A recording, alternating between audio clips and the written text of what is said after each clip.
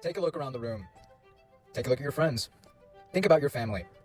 1 in 27 of you will enjoy the company of small children. That chance rises exponentially if you are white.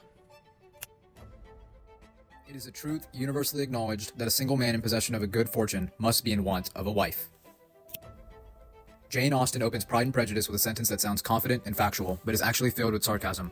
From the very first line, Austen signals that this novel is not simply about romance, but about a society that prioritizes wealth, marriage, and reputation over genuine happiness and moral character. While the novel is often remembered as a love story, Austen is far more interested in how people judge one another, and how often those judgments are wrong. Characters confuse confidence with goodness, charm with honesty, and social rank with personal worth. What makes Pride and Prejudice enduring is that these behaviors are still recognizable today. People continue to rely on first impressions, assume popularity equals virtue, and resist admitting when they're wrong. Austen uses humor and irony to make us laugh at these habits, but also forces us to reflect on them.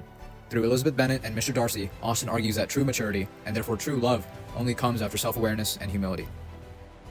Jane Austen was born in 1775 and died in 1817, living during a time when women had limited legal rights and almost no financial independence. Austen never married and relied heavily on her family for support throughout her life. This reality strongly influenced her writing. Austen understood that marriage was not only emotional, but deeply practical. For many women, marriage was the only way to avoid financial instability or social decline. This tension appears throughout Pride and Prejudice, especially in the pressure placed on the Bennet sisters to marry well. Austen's major works include Sense and Sensibility, Emma, Mansfield Park, and Persuasion. In each of these novels, she examines how social expectations shape personal choices. It is also important to note that Austen published her novels anonymously during her lifetime. This reflects the limited authority women were given in the literary world. Rather than openly criticizing society, Austen adopts a subtle approach, using irony, dialogue, and character development to expose hypocrisy. Her restraint makes her criticism more powerful, not less. Pride and Prejudice is set in Regency England, a society governed by rigid class divisions and strict inheritance laws. Wealth was closely tied to land ownership, and women were often excluded from inheriting property. The Bennet family's home, Longbourn, is entailed, meaning it must pass on to a male heir. This legal detail explains much of the novel's tension. Mrs. Bennet's obsession with marriage isn't just a shallow personality trait, but it's rooted in fear of financial insecurity. During this time period, reputation functioned as social currency, especially for women. A single scandal could permanently damage a family's standing. Lydia's elopement threatens not just her own future, but the respectability of all the Bennet sisters. Characters like Lady Catherine represent those in power. She believes her social rank gives her moral authority. Austen uses Lady Catherine to criticize the idea that status equals virtue, showing instead that power often protects arrogance rather than integrity. Although Pride and Prejudice does not reference specific wars directly, it was written during the Napoleonic Wars, a time of political instability and national anxiety in England. This helps explain the novel's focus on stability, order, and social hierarchy. In terms of art and music, the Regency period favored balance, structure, and refinement. These values appear in Austen's writing style, which avoids chaos and exaggeration. Just as Regency art emphasized proportion and harmony, Austen emphasizes social balance and moral restraint. By placing her story in a familiar domestic world rather than on battlefields, Austen shows how large historical pressures shape everyday life, especially for women. Pride and Prejudice was written during the rise of Romanticism, a literary movement that emphasized emotion, individuality, and personal growth. However, Austen does not fully embrace romantic ideals. Instead, she questions them. Elizabeth trusts her emotional reactions too quickly, assuming her feelings reflect truth. Darcy, on the other hand, suppresses emotion entirely, believing restraint equals superiority. Both extremes create misunderstanding and conflict. Austen suggests that emotional honesty must be balanced with reflection. Growth does not come from dramatic gestures, but uncomfortable self-examination. This makes Austen's interpretation of Romanticism more grounded and realistic. While Romantic poets like Wordsworth celebrated emotional intensity, Austen focuses on everyday interactions. Her characters grow not through dramatic revelation, but through slow recognition of their own flaws. Austen's work also represents a rejection of excessive emotionalism and idealized romance often associated with Romanticism. Instead, she favors restraint, realism, and moral reflection, showing that emotion must be guided by judgment. Pride and Prejudice, setting is not just background, it reflects character and values. Longbourn, the Bennet family home, is often described through moments of noise, awkwardness, and social embarrassment. Conversations there tend to be rushed or careless, much like the Bennet family's public behavior. In contrast, Pemberley, Darcy's estate, is described as orderly, calm, and natural rather than flashy. When Elizabeth visits Pemberley, she notices that it is impressive without being excessive. This moment is important because it forces her to reconsider Darcy. The setting mirrors his character as reserved, principled, and more thoughtful than she originally believed.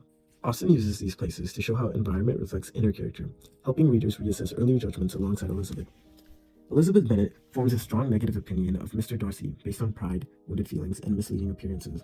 As misunderstandings are slowly corrected, both Elizabeth and Darcy are forced to confront uncomfortable truths about themselves. The novel concludes with relationships based on humility, self-awareness, and mutual respect rather than first impressions. The most important conflict in Pride and Prejudice is internal, not external. Elizabeth struggles against her own prejudice, her confidence in her ability to judge others quickly and accurately. Darcy struggles against pride, his belief that emotional restraint and social rank justify emotional distance. Elizabeth Bennet believes she is perceptive and fair-minded, but her confidence becomes a weakness. After reading Darcy's letter, she admits, quote, "Till this moment, I never knew myself," unquote. This line marks a major turning point in the novel. Elizabeth realizes that her intelligence does not make her immune to bias. Austen presents this realization as true maturity, the ability to accept fault without defensiveness. Darcy's development follows a similar path. Early in the novel, his pride causes himself to appear cold and dismissive. However, instead of defending himself, Darcy changes his behavior. His decision to quietly resolve Lydia's scandal without expecting praise shows that his growth is internal, not performative. When Darcy reflects on his behavior, he admits that he was, quote, given good principles, but left to follow them in pride and conceit, unquote. This moment shows Darcy's awareness that moral values mean nothing without humility, reinforcing Austen's belief that character is proven through self-correction. Together, Elizabeth and Darcy demonstrate that real change is shown through action, not words. Austen suggests that intelligence alone is not enough. Elizabeth's sharp mind initially leads her to quick judgments. True growth only begins when she questions her own certainty. This theme reflects a broader message about the human condition. People often trust their own perspective too much. Austen reminds readers that growth requires humility and the willingness to be uncomfortable. Marriage in Pride and Prejudice is a romantic fantasy. It is moral evidence. Lydia's marriage reflects impulsiveness and irresponsibility. Charlotte's marriage reflects practicality without emotional fulfillment. Elizabeth and Darcy's marriage succeeds because it is based on respect, honesty, and personal change. Austen argues that healthy relationships depend on character, not convenience or desire. Jane Austen's style is subtle but powerful. She relies heavily on irony, dialogue, and controlled narration rather than emotional exaggeration. Characters reveal themselves through conversation, manners, and small choices. One of Austen's most important techniques is free, indirect discourse, which blends Elizabeth's thoughts with the narrator's voice. This allows readers to experience Elizabeth's mistaken judgment firsthand before realizing the truth. This technique is effective because it forces readers to reflect on their own thinking. We, like Elizabeth, feel confident and then realize we were wrong. Austen's style teaches through experience rather than instruction. While many romantic writers favored emotional intensity and dramatic expression, Austen's style is more restrained and ironic. This difference allows her to critique society quietly rather than emotionally, making her work more analytical than expressive compared to other romantic authors. Literary devices. Irony. Irony is central to Austen's critique. The novel opens with irony, and it continues throughout. Statements that seem sincere often reveal deeper criticism of social values. For example, when Austen describes Mr. Collins as a, quote, a mixture of pride and obsequiousness, unquote, the irony exposes how social ambition replaces sincerity. Foil. Charlotte Lucas acts as the foil to Elizabeth. When Charlotte explains her view of marriage, she says, quote, happiness in marriage is entirely a matter of chance, unquote. She later adds that it is better to know as little as possible about one's future spouse to avoid disappointment. Charlotte's practical view of marriage highlights Elizabeth's belief in emotional and moral compatibility. Their contrast helps clarify the novel's central values. Symbolism. Letters symbolize truth and self-examination. After reading Darcy's letter, Elizabeth reflects, quote, she grew absolutely ashamed of herself, unquote. She later admits, quote, till this moment, I never knew myself, unquote. Darcy's letter functions as a moment of moral clarity, forcing Elizabeth to confront her own prejudice and reconsider past assumptions. These devices are not decorative. They guide the reader's moral understanding. Many literary critics argue that Elizabeth's confidence in her judgment delays her growth. Her intelligence initially reinforces her pride, making self-reflection difficult.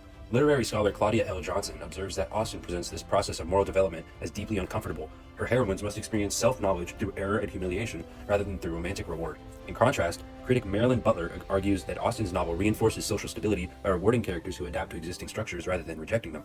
While Johnson emphasizes personal growth, Butler focuses on social harmony. Together, these interpretations show how Austen balances individual change with social order, allowing the novel to function both as a romance and a moral critique. Austen does not portray growth as easy or graceful. Instead, change is triggered by embarrassment, self-doubt, and reflection. Another critical perspective comes from D.W. Harding, who famously argues that Austen's novels are not gentle comedies, but sharp social critiques disguised as polite fiction. Harding suggests that Austen uses irony to expose the selfishness and moral blindness of polite society, especially among the upper classes. From this perspective, Elizabeth's early prejudice is not just a personal flaw, but a learned response to a society that rewards charm and status over honesty. In contrast, Alastair Duckworth focuses on the idea of moral balance and social responsibility. Duckworth argues that Austen ultimately values reform over rebellion. Characters like Darcy are not punished for belonging to the upper class, but for failing to act responsibly with it. His eventual moral growth, especially his handling of Lydia's scandal, represents Austen's belief that social systems can function ethically only when individuals act with integrity. This interpretation supports Austen's larger claim. Moral growth is earned through humility, not confidence. Together, these critics show that Pride and Prejudice operates on two levels. It criticizes social hypocrisy while still affirming the possibility of moral improvement. Austen does not reject society entirely, but challenges individuals to behave better within it. Conclusion. Ultimately meaningful because it is built on honesty, reflection, and mutual respect.